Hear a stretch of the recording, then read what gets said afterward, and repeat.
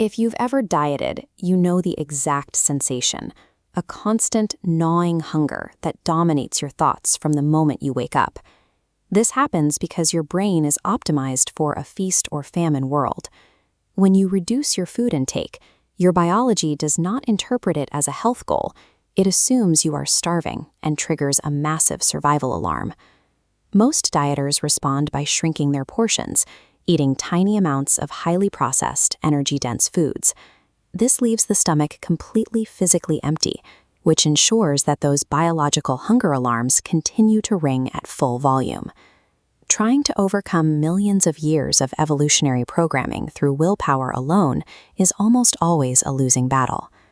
Weight loss is governed by a strict mathematical law. You must consume less energy than your body burns to force it to use its fat stores. We can navigate this by decoupling the physical weight of our food from the actual energy it contains. By eating a larger physical volume, we can satisfy the body's hunger signals while taking in fewer calories. This becomes clear when comparing identical weights of different foods. 100 grams of a donut contains 417 calories, while the same weight in white rice is only 345 calories.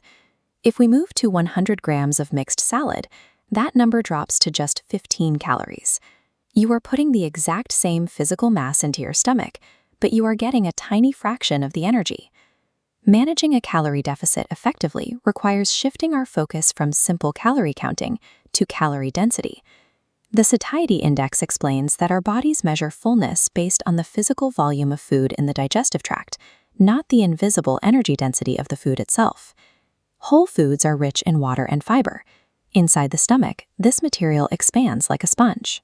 Stretching the stomach wall activates mechanoreceptors, which send a neural signal to the brain, communicating the body is full and can stop eating.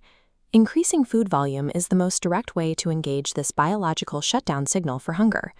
While physical stretching triggers the initial signal of fullness, whole foods also impose a metabolic cost.